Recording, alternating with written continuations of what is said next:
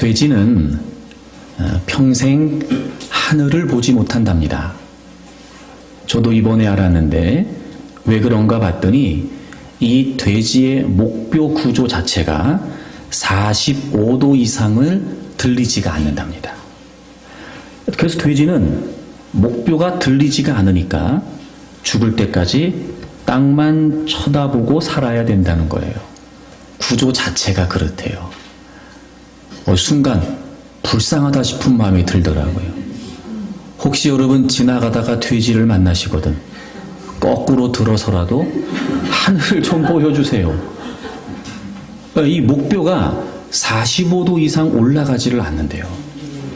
그래서 땅만 보고 살아야 된답니다. 우리의 영적인 목뼈가 혹시 45도 이상 들리지 않고 있는 건 아닐까? 그래서 땅만 보고 살고 하늘을 바라보지 못하는 건 아닐까? 그건 너무나 안타까운 일인 것 같아요. 때로는 이런저런 문제들이 우리 앞에 있어 그 문제를 주목하지 않으면 안 될 만큼 우리를 불안하고 두려워하게 합니다. 그러다 보니 여러분, 우리의 영적인 목표가 굳어져 버려서 그런 중에도 주님을 바라보면 될 일을 그저 땅만 보고 아웅다웅하고 있는 건 아닐지, 그렇게 땅만 보고 전전긍긍하고 있는 건 아닐지. 오늘 여러분, 성령님께서 우리의 목표를 좀 유연하게 하시면 좋겠어요.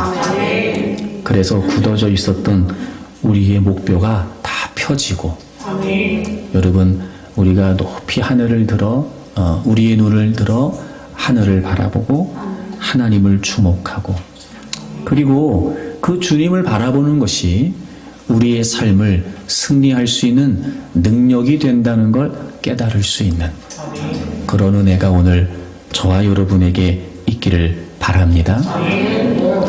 므낫세는 12세에 유다의 왕이 되고 55년을 통치하게 됩니다. 그는 하나님을 섬기지 않고 우상을 숭배했습니다. 하나님의 백성이었으나 이방인들의 가증한 일을 본받아 살게 됩니다.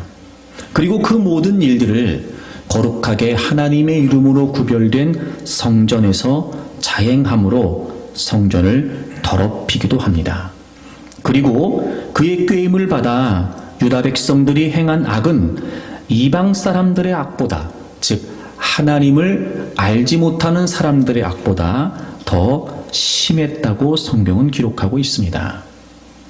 그의 일생을 한마디로 표현하자면 그는 하나님 보시기에 악한 삶을 살았습니다.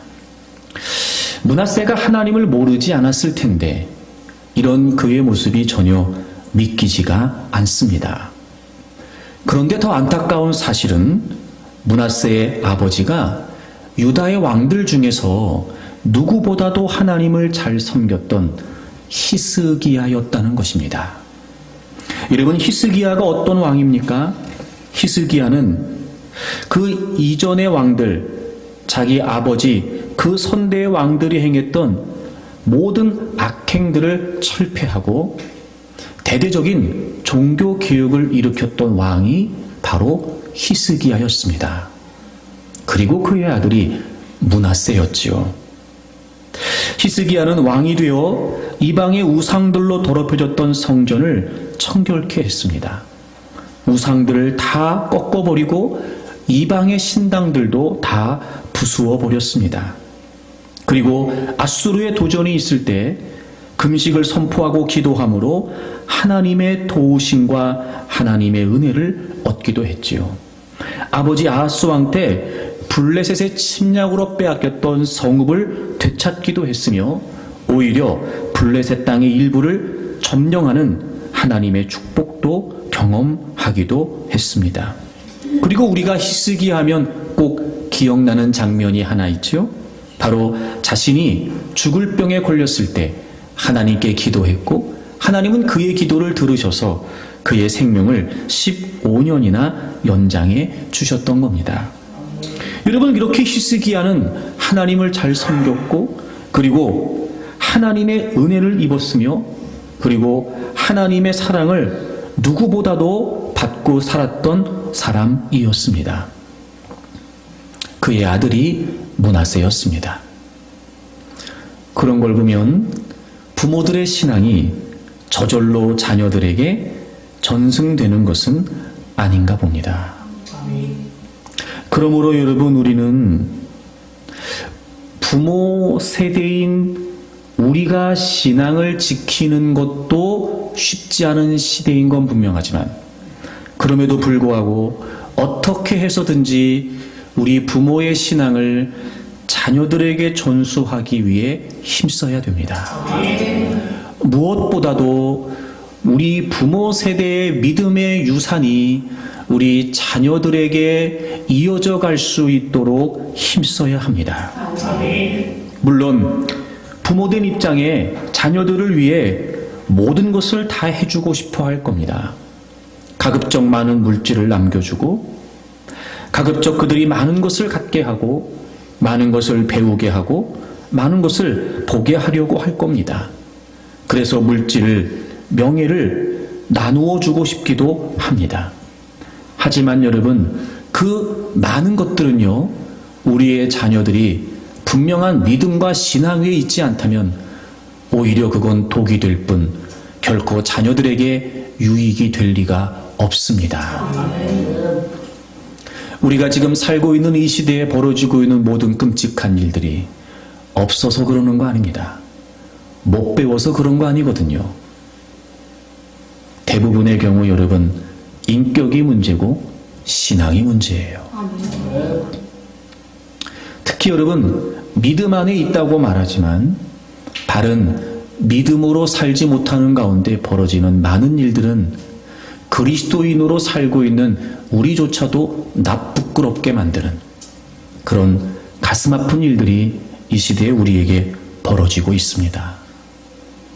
여러분, 다른 그 무엇보다, 아니 다른 건 다 소용없을 수 있어요.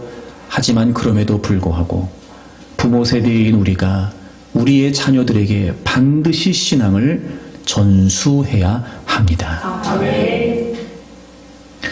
히스기야라고 해서 아들 므낫세에게 신앙 교육을 하지 않았을까? 쉽게 말해 히스기야라고 해서 아들 므낫세를 위해 기도하지 않았을까? 그럼에도 불구하고 히스기야의 삶이 이렇게 되는 걸 보면 결코 자녀들에게 신앙을 유산하는 일은 쉬운 일은 아닌 겁니다. 그러므로 여러분, 우리가 더 각오를 단단히 해야 되고, 그저 적당히 될 일이 아니라는 사실을 알고, 여러분, 무엇보다 우리가 그 일에 힘써야 될 것입니다. 그럼 여러분, 왜 이렇게 훌륭한 아버지 히스기야였음에도 불구하고 므낫세가 이런 모습으로 살 수밖에 없었던 걸까?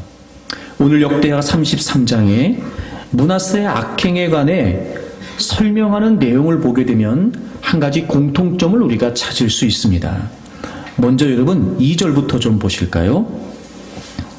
여호와 보시기에 악을 행했다. 므낫세에 관해 설명하면서 그가 악을 행했는데 여호와 보시기에 악을 행했다는 거예요.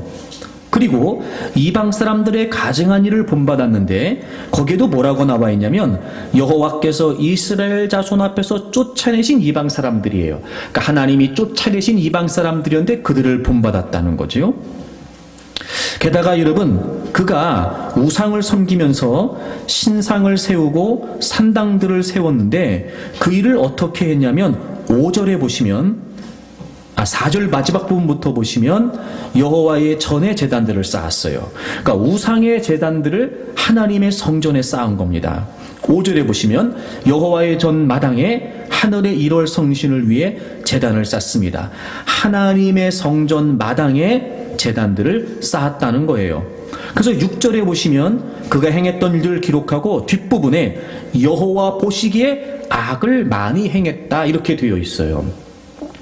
여러분, 지금 므낫세가 저지른 악행에 관해 설명하면서 계속해서 뭘 언급하고 있냐면 하나님 보시기에, 하나님의 전에, 하나님이 쫓아내신, 이렇게 그가 행했던 모든 일들을 지금 하나님과 언급해서, 하나님과 관련해서 설명하고 있다는 거예요.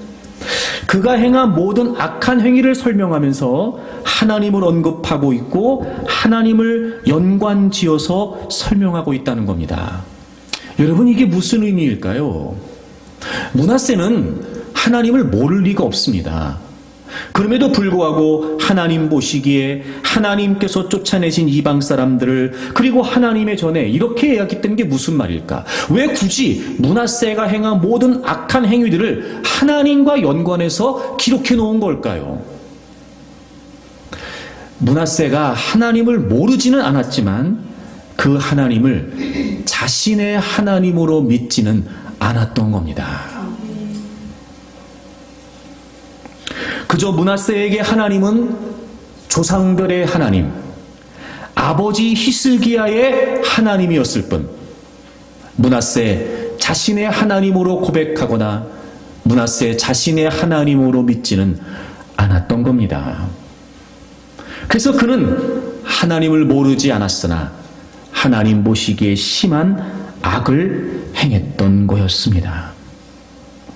그래서 여러분, 므낫세는 결국 나라를 빼앗기고 왕위를 박탈당하는 극심한 고통을 겪게 되고, 다행스러운 것은 그런 중에도 그가 회복을 경험하게 되는데, 그의 회복에 관해 성경이 뭐라고 기록하고 있냐면 13절 맨 마지막 부분을 보시게 되면 므낫세가 그제서야 여호와께서 하나님이신 줄을 알았더라, 이렇게 기록하고 있습니다.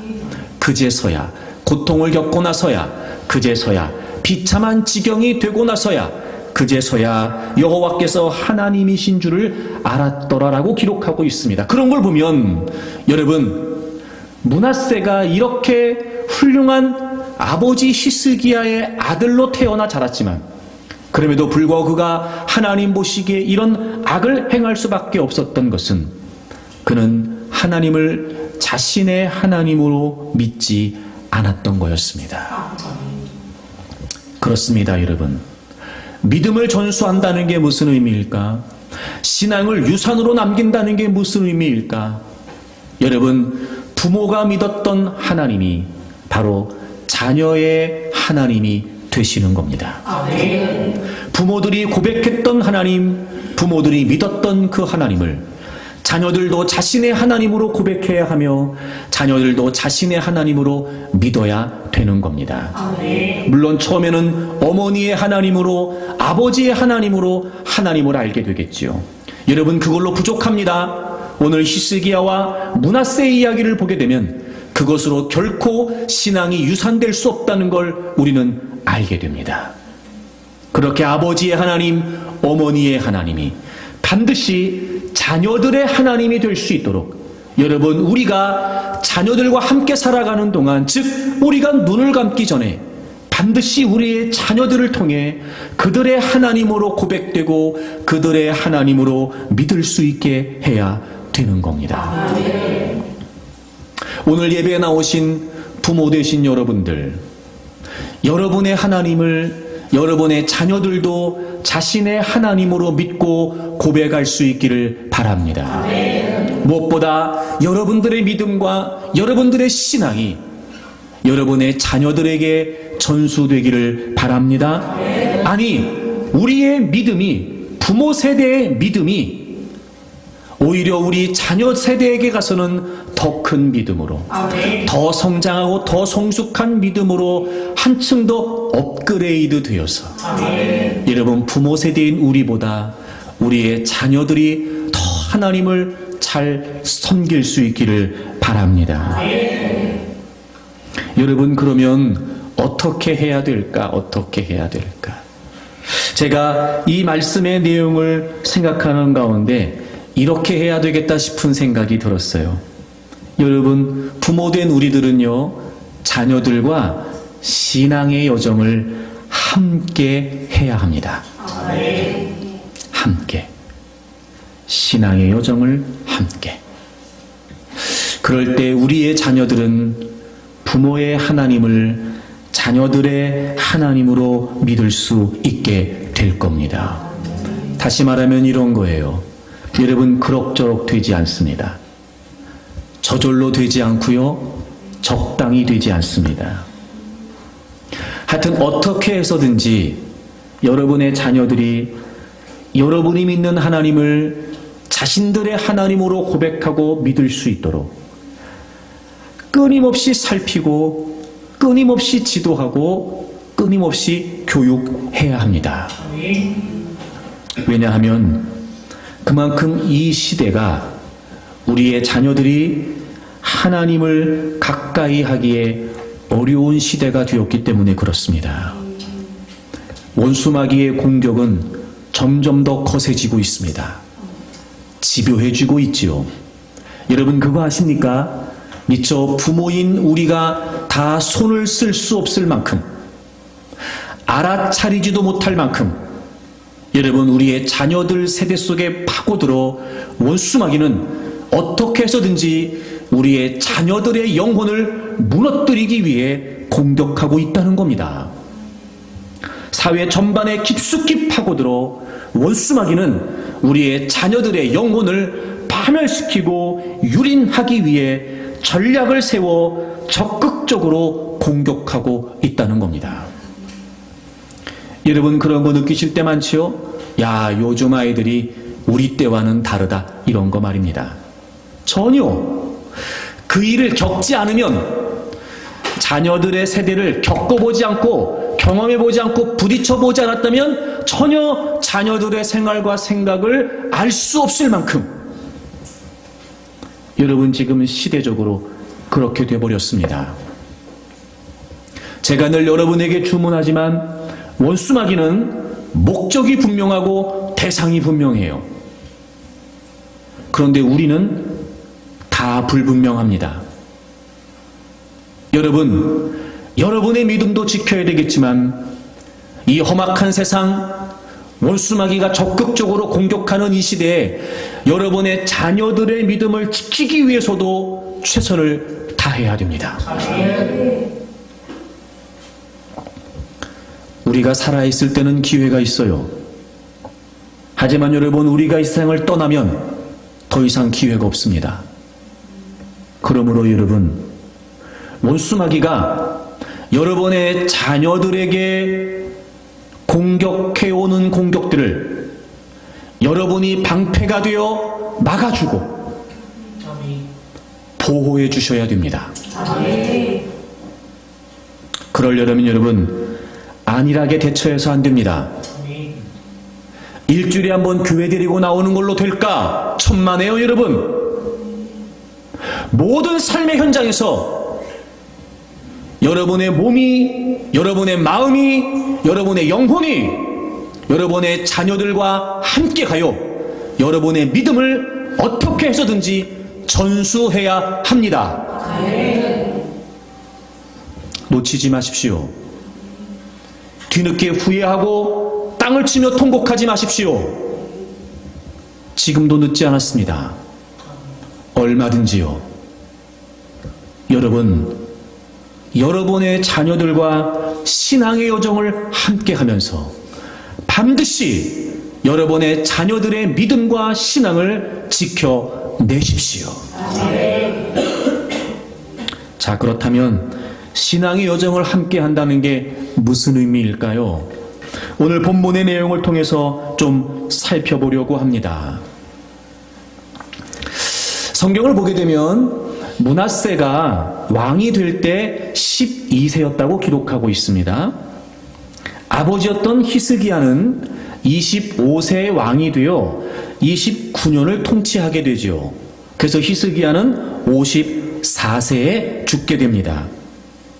그런 걸 보면 히스기야가 42세 때 므낫세가 태어나게 된 겁니다. 특별히 여러분, 히스기야 하면 그의 인생의 분기점이 됐던 사건, 즉 그가 죽을 병에 걸렸을 때 하나님께서 그의 기도를 들으시고 그의 생명을 15년을 연장해 주셨어요. 그가 54세까지 살았던 걸 생각해 보면 그 시점은 그가 39세가 됐을 때입니다.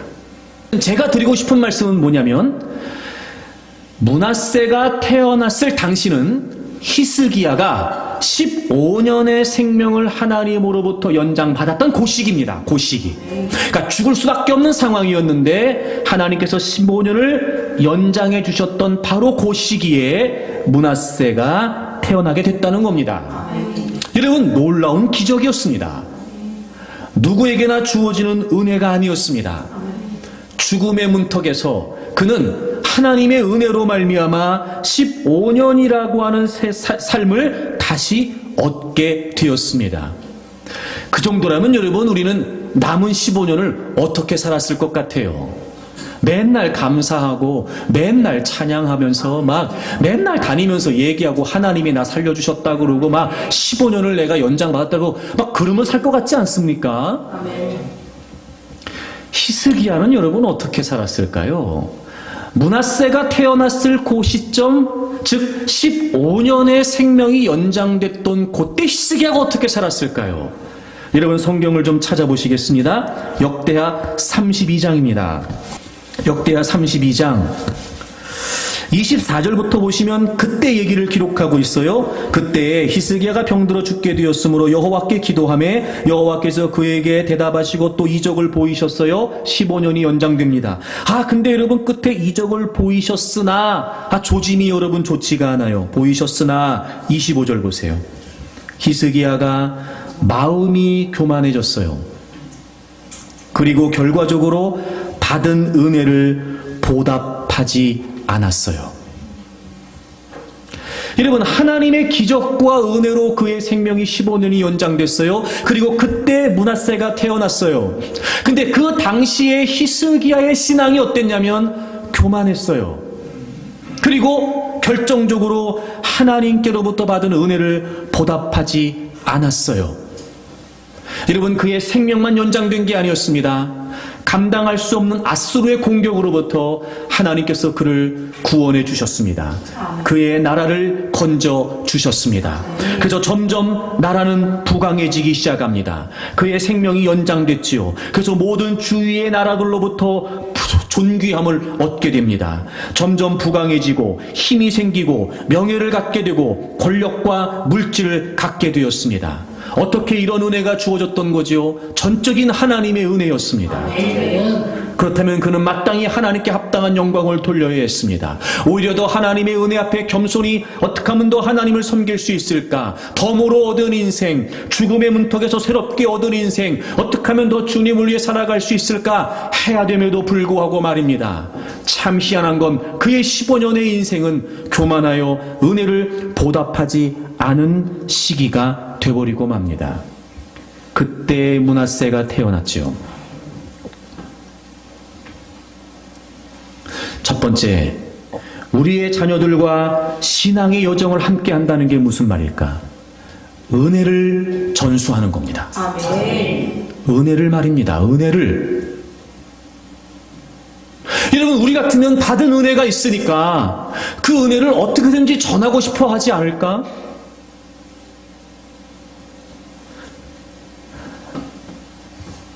자신의 생명이 연장됐다면 므낫세조차 낳을 수 없는 아들인데 얻게 된 거잖아요, 여러분. 그렇다면 무엇보다 그 아들에게 뭘 해야 되겠어요? 어떻게 이 아이를 갖게 됐는지 자신의 인생을 설명하고 죽을 고비를 넘겼던 것을 고백하면서 그런 중에 하나님이 15년의 생명을 연장해 주셨고 나라가 끝장날 판에 하나님이 아수르로부터 그들을 지켜주셨고 그래서 지금 너가 있는 거야. 그래서 지금 너가 살고 있는 거다. 그래서 너가 태어나게 된 거지. 여러분, 이렇게 얘기하는 게 마땅한 게 아닐까요? 아멘. 여러분, 이 은혜를 무엇으로 다 말로 할 수 있겠습니까? 이 은혜를 잊을 수나 있을까? 그가 연장된 15년의 생명 하루하루를 살면서 그가 지금 어떻게 살고 있는지를 잊을 수가 없습니다, 여러분. 근데 그가 교만하기 시작합니다. 하나님께서 베푸신 것이라는 사실을 잊기 시작하지요. 교만하기 시작합니다. 마치 이런 거 아닐까? 처음에는 그게 은혜였으나 나중에는 그게 당연해지는 겁니다. 처음에는 받을 수 있는 자격이 없었다는 걸 인정하여 하나님이 그에게 은혜를 베풀어 주셨는데 시간이 흐르면서 내가 마땅히 받을 걸 받았다라고 생각이 들기 시작하는 겁니다. 하나님을 망각하게 되죠. 결과가 많습니다. 은혜를 주신 하나님은 망각하고 은혜의 흔적으로 남겨진 결과에만 마음을 두는 겁니다. 그리고 그는 하나님 앞에 교만해지기 시작합니다. 그리고 은혜를 보답하지 않아요. 그 시기에 므낫세가 자라게 된 겁니다. 그러니 아들 므낫세는 은혜를 전수받을 기회가 없었어요. 아버지로부터 은혜 얘기를 들을 수가 없었습니다. 하나님이 히스기야의 삶에, 하나님이 유대 나라에 어떻게 은혜를 베풀어 주셨는지, 어떻게 역사해 주셨는지, 어떻게 도와주셨는지, 적어도 여러분 히스기야의 뒤를 이어 므낫세가 왕이 된다는 사실을 히스기야가 모르지 않았을 텐데, 그렇다면 더더욱 나라가 위기 가운데서 어떻게 건짐을 받았고 삶에서 위기를 만났을 때 하나님이 어떤 은혜를 베풀어 주셨는지 더더욱 그 뒤를 이어 왕이 돼야 할 므낫세에게 알려줘야 되지 않았겠냐 말이에요. 그런데 여러분 히스기야는 하나님의 은혜를 망각한 채 하나님께도 은혜를 보답하지 않았습니다. 그 아들 므낫세는 은혜를 배울 수가 없었어요. 모든 것이 하나님으로부터 주어진 것이라는 걸 들을 기회가 없었습니다. 아버지는 이미 교만에 빠져 마치 그 모든 영광과 부귀와 그리고 그 모든 존귀와 부가 마땅히 누릴 걸 누린 것처럼 살고 있었으니 여러분 아들 므낫세는 당연히 하나님을 자신의 하나님으로 배울 기회가 없었던 겁니다. 사랑하는 여러분, 여러분의 자녀들에게 은혜를 전수하십시오. 아멘. 여러분, 은혜를 전수한다는 게 뭘까요? 자, 보세요. 이런 거예요. 잘 생각해 보세요. 내가 받은 은혜를 내가 아닌 다른 사람이 아, 저게 은혜구나 라고 느끼려면 어떻게 해야 될까요? 은혜에 대한 고백이 남달라야 됩니다. 무슨 말인지 아시죠, 여러분? 은혜에 대한 고백이 남달라야 돼요. 그래야 내가 아닌 다른 사람은 내가 받은 은혜를 내가 고백하는 모습을 보고 저렇게까지 저 사람의 받은 은혜가 저 사람이 얘기하는 은혜가 야, 저 정도였구나. 그가 은혜를 은혜로 경험했다면 그가 은혜를 표현하는 방법이 다른 겁니다. 남다른 겁니다. 주님을 섬기는 모습이 달라진다든지 교회를 섬기는 모습이 달라진다든지 그 은혜를 잊지 않기 위해 어떤 은혜의 흔적을 주님을 향해 남긴다든지. 아멘. 여러분, 사람과 사람 사이에서도요, 감사하다는 말 말로만 계속하는 사람 인정하지 않습니다. 그런 마음 안 들까? 정말 감사한 거야. 진짜 고마운 걸까? 근데 저렇게밖에 안 해? 여러분, 이런 마음 들 때 없어요? 사람과 사람 사이에서도 말입니다. 아니, 감사하다고 저렇게 말을 하면서 저 사람 맨날 말로만 그러네. 뭐 별로 고맙지 않나 보네. 여러분, 우리 이런 마음 안 드냐 말이에요. 은혜를 전수한다는 게 무슨 말일까요, 여러분? 과연 여러분이 여러분의 자녀들이 보기에도 야, 저건 정말 하나님께서 주신 거였구나 라고 여러분의 자녀의 뇌리 속에 기억에 남을 만큼 과연 여러분은 여러분에게 베풀어 주신 하나님의 은혜에 관한 남다른 고백과 섬김과 헌신이 있냐 말이에요. 없으니까 자녀들이 보기에도 그냥 아무것도 아닌 겁니다.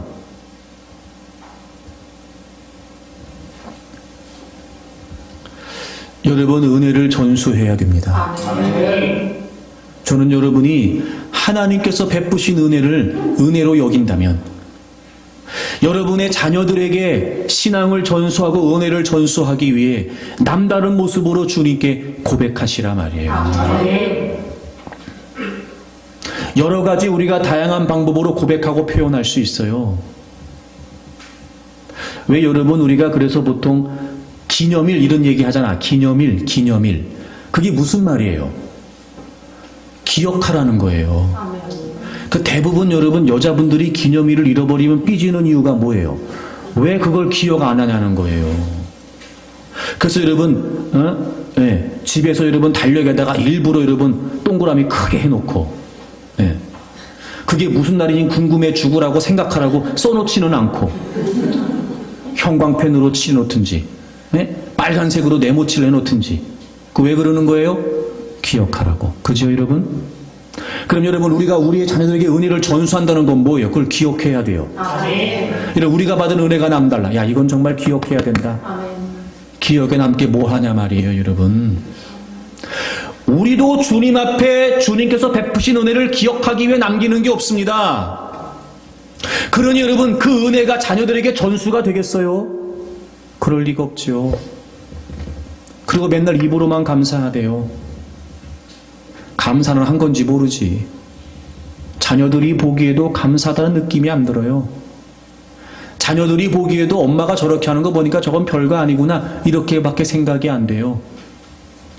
주님을 향한 모습이, 주님을 섬기는 모습이, 교회에 헌신하고 봉사하는 모습이 자녀들이 보기에도 은혜로 하는 것 같지 않거든요. 별거 아니구나. 은혜가 전수될 리가 없어요. 은혜를 전수하려면 그 은혜에 관해 고백함과 동시에 그 은혜가 자녀들의 생각 속에도 기억될 만큼 무언가의 족적과 흔적을 남기라 말입니다. 우리가 그걸 안 하는 거예요. 그러니 여러분 부모 세대의 은혜는 부모 세대의 은혜로 끝나버려. 남은 게 없으니까요. 자녀들이 기억하는 게 없거든요. 그러니 여러분 은혜가 전수되지 않고 결국 자녀들은 부모들의 하나님에 관해 듣기는 듣지만 여전히 그들에게 있어 하나님은 부모의 하나님일 뿐 자신의 하나님이 될 수 없었던 거죠. 여러분 은혜가 기억되도록 하십시오. 이제라도 여러분 늦지 않았어요. 여러분의 자녀들이 도무지 잊을 수 없을 만큼 정말 여러분의 삶에 하나님께서 베푸셨던 은혜들을 기억할 수 있도록 고백하십시오. 기도의 응답을 받았을 때도 마찬가지, 말씀을 통해 깨달음을 주셨을 때도 마찬가지, 어려운 위기 가운데 건져주셨을 때도 마찬가지, 감당할 수 없는 문제라고 생각했는데 하나님이 뛰어넘게 하셨을 때도 마찬가지, 해결해 주시고 되게 하시고 이루어 주시고 도와주셨던 그 모든 삶의 은혜의 흔적들 말입니다. 그걸 여러분 여러분의 은혜로만 남기려고 하지 말고 그저 단순히 고백하면 된다고 생각하지 말고 여러분이 그렇게 은혜를 입은 그 하나님, 그래서 또 여러분이 은혜를 사모하는 그 하나님이 여러분의 자녀들의 하나님이 되어서 그들 역시 하나님의 은혜를 경험하기를 사모하는 마음으로 살아갈 수 있도록 여러분 은혜를 전수하십시오. 성경을 보다 보면 이렇게 아버지에게 베푸셨던 은혜가 아들에게도 이어졌던, 부모에게 주어졌던 하나님의 은혜가 자녀들에게 이어졌던 모습이 아주 모범적으로 드러나는 내용이 바로 다윗과 솔로몬이에요. 솔로몬은 아버지 다윗의 뒤를 이어 왕이 됐습니다. 어찌 보면 이 일은 아버지가 왕이었으니까 아들이었던 솔로몬에게 당연하게 여겨지는 일일 수 있습니다. 하지만 여러분 결코 당연한 일이 아니었습니다. 그리고 우리가 주목해야 될 사실은 다윗의 뒤를 이어, 아버지의 뒤를 이어 왕이 되었던 아들 솔로몬 역시 그 일을 당연하게 여기지 않았습니다.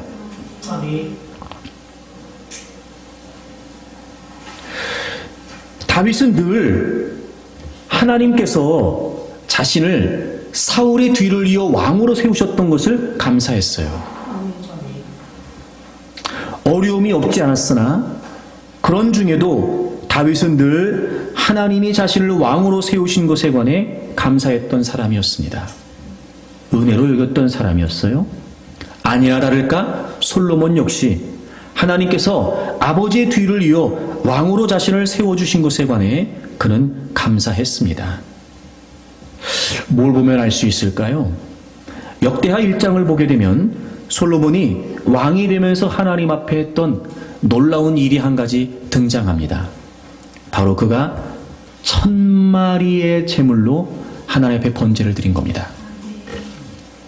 사실 여러분 지금 우리가 하고 있는 1000번제는요 약간 좀 성경적인 의미에서 변질되어 있어요. 왜냐하면 솔로몬이 드렸던 1000번제, 1000마리의 제물로 드렸던 제사는 무언가가 되기 위해서 했던 게 아니었고 솔로몬이 되고 나서 한 거였어요. 왕이 되기 위해 1,000마리의 번제를 드린 게 아니었고 왕이 되고 난 후에 1,000마리의 번제를 드려 하나님께 제사를 드렸다고요. 여러분, 왕이 되고 나서 아버지가 왕이었으니까 내가 왕이 된 게 당연하지 라는 생각이었다면 그가 이렇게 1,000마리의 제물을 바치면서 하나님께 제사를 드릴 생각을 할 수나 있었을까요? 당연하다고 여겼다면, 마땅하다고 여겼다면 당연히 그렇게 할 수가 없습니다. 지금도 여러분 1,000마리라고 하면 어마어마하죠. 이 당시에는 더더욱 그랬을 거예요. 한 마리의 제물을 드리는 것조차 굉장히 까다롭고 그리고 복잡했던 절차를 하나님이 명령하신 대로 하여 제사를 지내했던 이때에 1,000마리라고 하는 건 여러분, 물론 양도 어마어마했지만 그가 그만큼 1,000마리의 제사를 드리기까지 얼마나 심혈을 기울여 얼마나 마음을 쏟고 중심을 쏟아 하나님 앞에 제사를 드렸을지에 관해 우리가 알 수 있습니다.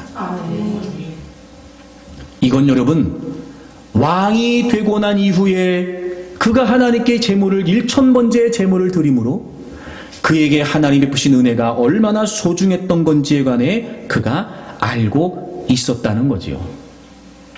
근데 여러분, 이 은혜는 솔로몬을 통해 전수되기까지 늘 다윗이 고백했던 은혜를 솔로몬이 배운 거였어요.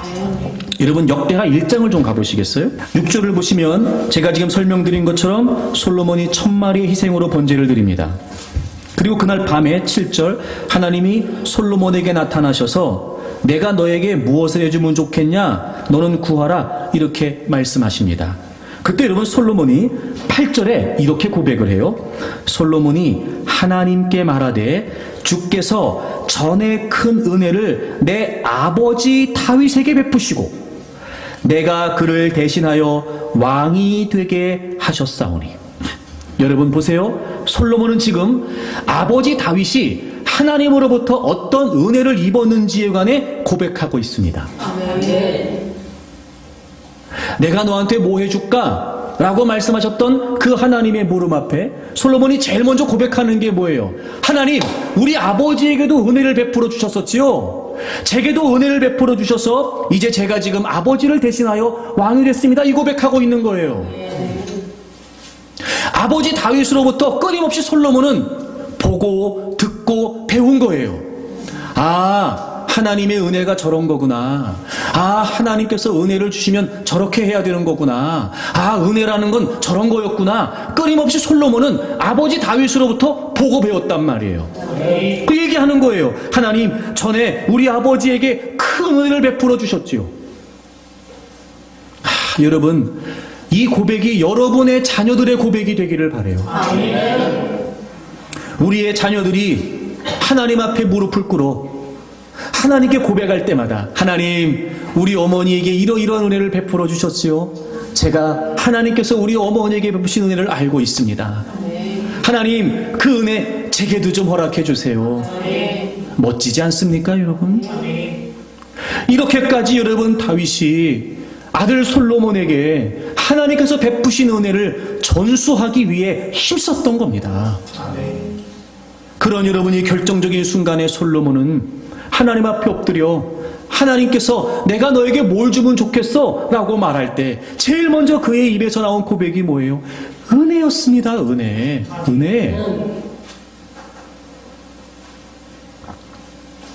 왕으로 삼아주신 것을 은혜로 여겼던 솔로몬이 1,000마리의 제물을 하나님께 바치는 도무지 여러분 생각조차 할 수 없는 그런 어마어마한 헌신을 하나님께 드렸어요. 그리고 나서 하나님이 내가 너에게 뭐 해줄까 그랬더니 또 고백하는 말이 뭐예요? 하나님, 은혜입니다. 은혜입니다. 아버지에게 베푸셨던 하나님의 은혜, 하나님, 그 은혜로 제가 지금 왕이 됐습니다. 라고 이렇게 고백하잖아요. 여러분, 우리 같으면 이렇게 편하게 예배를 드리는 예배도 1,000번을 빠지지 않고 나오라면 그건 쉽겠습니까? 여러분 생각해 보세요. 솔로몬 같지 않고 까짓거 우리가 좋습니다. 여러분 우리식으로 얘기해서 뭐가 되기 위해 1000번 예배를 빠지지 않고 드린다고 칩시다. 뭐 되기를 원하면 여러분 1000번 빠지지 않고 예배 드릴 수 있을까 우리가? 생각해 보세요 여러분. 없을 거라마. 1000번이 쉽습니까 여러분? 액수는 여러분 또 만만치 않지. 1000마리. 이렇게 여러분 은혜를 고백할 수 있었던 것은 솔로몬은 아버지 다윗의 은혜를 배운 거예요. 근데 여러분 이 1000번째가 정말 놀랍잖아요. 어떻게 이렇게 할 수 있었을까? 우리 시로 생각하면 그냥 은혜니까 감사한가 보다라고 말하지만 여러분이 1000번째라고 하는 게 단순한 번째가 아니거든요. 어떻게 이렇게까지 솔로몬이 할 수 있었을까?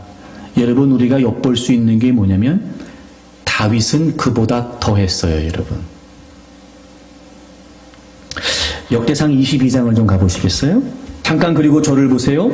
이 22장의 내용을 설명하기 전에 17장의 내용을 먼저 설명해야 되는데 다윗이 하나님께서 모든 원수들을 물리쳐 주시고 그리고 화려하고 아름다운 궁에 다윗을 거하게 하셨어요. 하나님이 다윗에게 그런 은혜를 베풀어 주신 것에 관해 다윗은 몸둘 바를 몰라 했어요. 이렇게 나에게 안정적인 나라를 허락해 주시고 왜냐하면 그도 그럴 것이 10여 년이 넘는 세월을 여러분 얼마나 고된 세월을 사울 때문에 다윗이 보냈냔 말이에요. 그리고 계속해서 주변국들과의 전쟁이 끊이지 않았던 다윗이 이제 하나님이 안정된 나라를 허락해 주시고 아름다운 궁에 자신을 거하게 하시는 것에 관해 너무 감사했어요. 그래서 다윗이 무슨 생각을 했냐면 야 내가 이렇게 편안하고 안정되어 있는데 내가 이렇게 아름다운 궁에 거하고 있는데 여전히 하나님의 법궤는 저렇게 천막 속에 있으니 이게 될 일이 아니다. 내가 하나님의 전을 좀 건축해야 되겠다라는 마음을 먹지요. 근데 하나님께서 그걸 허락하지 않으세요.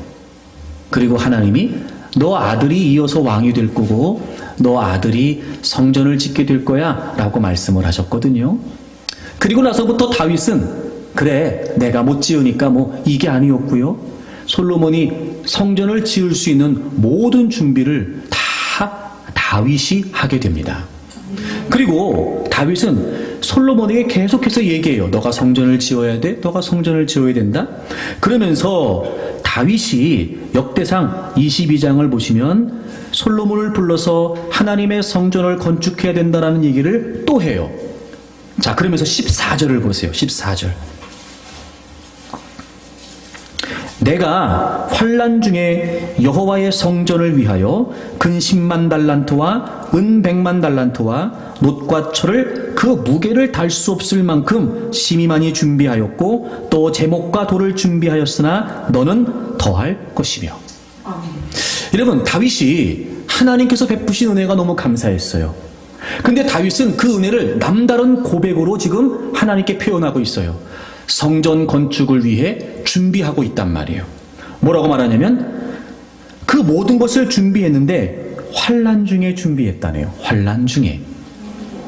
여러분 이게 무슨 말이에요? 정확한 단어 그대로 읽으면 고통 중에예요. 고통 중에. 그러니까 왕으로 지내면서 수많은 전쟁이 그에게 있었어요. 어려움이 있었어요. 그럼에도 불구하고 그런 중에도 이렇게 하나님을 위해 자신에게 베푸신 하나님의 은혜에 감사한 마음으로 하나님의 성전을 짓기 위해 이렇게 그가 지금 준비했다는 거예요. 환난 중에. 남아서가 아니고요. 여유 있어서 아닙니다. 할만해서 아니었고요. 환난 중이었으나.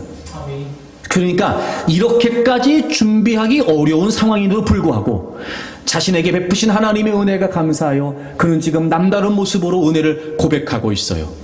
지금 그 모습을 솔로몬이 다 보고 있는 것이고 그리고 아버지 다윗의 이야기를 통해 또 듣고 배우고 있는 겁니다.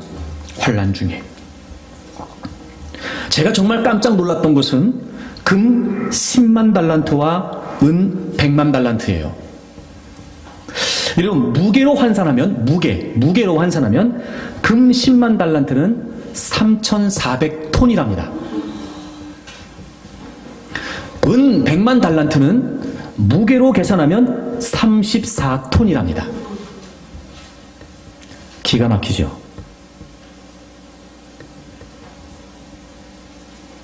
게다가 못과 철을 그 무게를 달 수 없을 만큼, 그러니까 무게를 측량할 수 없을 만큼 많았다는 거예요. 무지무지 많았다는 거예요. 대빵 많았다는 거예요. 그리고 오늘 14절 한 구절에 준비했다는 말이 반복해서 나와요. 그러니까 얼마나 다윗이 심혈을 기울여 준비했는지 아시겠죠? 여러분, 제발 이런 얘기할 때 유치하게 오해하지 않았으면 좋겠어요. 지금 저는 은혜 얘기하는 거예요. 은혜 얘기. 적어도 하나님께서 다윗에게 베푸셨던 은혜가 다윗에게 이 정도였어요. 제가 왜 이 말씀을 드리면, 그러니까 솔로몬 입장에서는 그게 기억이 안 될 수가 없는 거예요. 아니, 이게 이렇게까지 은혜야? 솔로몬은 모를 수 있죠. 아니, 무슨 아버지는 저렇게까지 하나님을 위해서, 아니 뭘 저렇게, 이해가 되지 않겠죠. 하지만 다윗이 끊임없이 고백하는 거예요. 은혜다. 하나님의 은혜야. 하나님이 되게 하신 거지. 하나님이 도와주셨어. 은혜다. 말로만 한 게 아니라 그 은혜를 주신 하나님 앞에 고백했던 다윗의 모습이 남달랐어요. 솔로몬의 뇌리 속에 정말 잊혀지지 않을 만큼. 도대체 하나님은 다윗에게 어떤 은혜를 주셨기에, 도대체 아버지 다윗이 받은 하나님의 은혜가 무엇이기에 저렇게까지 아버지 다윗이 준비할 수 있을까? 그 아버지의 그 아들이었어요. 그렇게 은혜를 보고 배웠던, 은혜를 전수받았던 솔로몬은 이제 자신이 하나님 앞에 왕이 되었다는 사실이 저절로 당연히 마땅히가 아니라는 걸 알게 됐겠지요. 그러니 그는 아버지 다윗만큼은 아니었을지 모르지만 아버지 다윗이 남달리 하나님 앞에 보였던 그 감사와 은혜의 고백만큼이나 왕이 되고 난 이후에, 여러분 놓치면 안 됩니다. 왕이 되기 위해서가 아니었습니다. 왕이 되고 난 이후였습니다. 되고 난 이후에 그걸 전적인 하나님의 은혜로 여겨 1,000마리의 제물을 하나님께 바치며 그가 하나님께 제사하고 있어요. 그대로 은혜가 전수됐죠. 보세요. 아버지 다윗으로부터 은혜를 배웠던 솔로몬, 그는 이제 은혜를 알게 된 겁니다.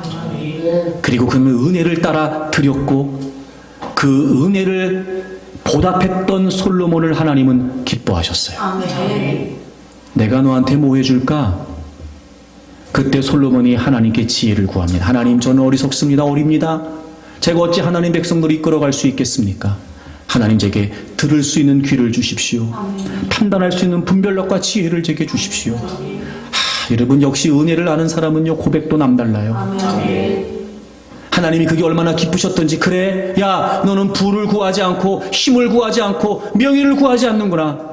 그래, 너가 구한 대로 내가 지혜를 준다. 하지만 너가 구하지 않는 부와 명예도 내가 너에게 주겠다. 이런 복은 하나님이 주시는 거예요. 여러분이 물려주는 거 아닙니다. 착각하지 마세요.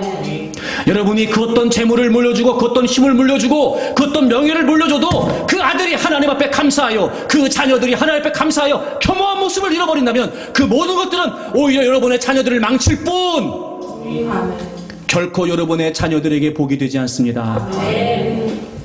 은혜를 전수하십시오. 믿음을 유산으로 남기세요. 그래서 그 아들이 철저하게 하나님을 섬기고 하나님을 바라보고, 그리고 하나님께 엎드릴 줄 알면 하나님이 그를 복 주십니다. 사랑하는 여러분, 은혜의 여정을 함께 해야 됩니다. 신앙의 여정을 함께 해야 합니다. 그러려면 은혜를 전수해야 됩니다. 여러분, 정말 은혜를 은혜로 여기고 있습니까? 은혜를 은혜로 알고 있습니까? 남다른 주님을 향한 은혜의 고백이 있습니까? 감사가 있습니까? 드림이 있습니까? 섬김이 있습니까? 왜 사람과 사람 사이에서는 어떻게든 내가 저 사람에게 마음을 사보기 위해 뭐라도 하면서 감사한다고 말하려고 하면서, 왜 정작 하나님의 은혜 앞에는 그렇게 여러분 고백이면 된다고 생각하는지, 입술의 고백이면 충분하다고 생각하는지, 과연 그게 마땅한 일일까 생각해 보십시오. 나는 내 자녀들의 생각 속에, 나는 내 자녀들의 인생 속에 두고두고 기억에 남을 만한 은혜에 관한 남다른 고백들이 있는가? 자녀들에게 가르치세요. 자녀들에게 알려주세요. 이거 하나님이 우리에게 베푸신 은혜다.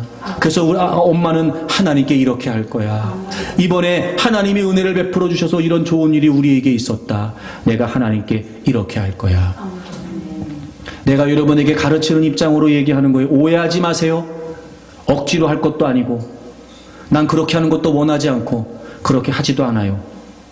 예를 들면 이럴 수 있겠지. 특별한 일이 있거나 좋은 일이 있을 때, 야, 정말 하나님 베푸신 은혜 감사하는 마음으로 우리 남다른 헌금을 하나님께 한번 드려보자. 아이들이 가르칠 수 있겠죠. 이번에 이런 좋은 일이 우리에게 있었는데, 야, 이번에 우리를 위해 기도해준 교우들을 위해 우리가 떡이라도 한번 할까? 기억에 남잖아요. 식사라도 한번 우리 교우들을 위해서 내가 대접할까? 얘들아, 우리 그렇게 하자. 감사하자. 할 수 있지 않을까요? 이렇게 꽃꽂이도 하나님께 봉헌하잖아. 이번에 이런 좋은 일이 있는데 이번 주일에 우리 꽃꽂이 한번 봉헌하자. 엄마가 너 이름으로 봉헌하는 거야. 너 이번에 하나님이 이런 은혜 주셨으니까 하나님께 봉헌하는 거다. 할 수 있잖아요, 여러분. 얼마든지. 우리는 뭘 은혜를 보답하고 은혜를 고백하고 은혜를 표현하냐 말이에요. 그러니 자녀들이 하나님의 은혜를 보고 배울 기회가 없는 겁니다. 기억에 남지도 않아요. 맨날 엄마 아빠가 하는 얘기는 어렵다, 힘들다, 안 된다, 못 살겠다 이게밖에 안 들려. 감사가 없고 찬양이 없고 감격이 없고 은혜가 전수될 리가 없죠. 보고 배운 게 없습니다. 그러니 어찌 자녀들이 부모들의 하나님을 자신의 하나님으로 섬길 수 있겠습니까? 사랑하는 여러분, 저는 여러분의 가정이 다윗과 솔로몬 같은 가정이 되기를 축복합니다. 은혜를 전수하십시오. 남다른 은혜의 고백을 자녀들에게 가르치십시오. 보여주십시오. 그래서 자녀들의 삶에 끊임없이 기억에 남을 수 있도록 하나님이 하셨습니다. 하나님이 하셨습니다. 그래서 그 은혜를 통해 여러분의 자녀들이 하나님을 배우고 여러분에게 은혜를 베푸신 그 하나님이 자녀들의 하나님으로 고백될 수 있도록, 그리고 여러분 끊임없이 우리의 자녀들 또한 하나님의 은혜를 구하고 하나님의 은혜를 감사하고 그런 겸허한 모습 속에 하나님은 또 우리의 자녀들에게도 복을 주시기를 바랍니다. 여러분의 가정에 믿음이, 신앙이 전수되어서 대대로 하나님의 영광을 드러내고 대대로 하나님의 축복이 이어지는 거룩한 가문이 되기를 축복합니다.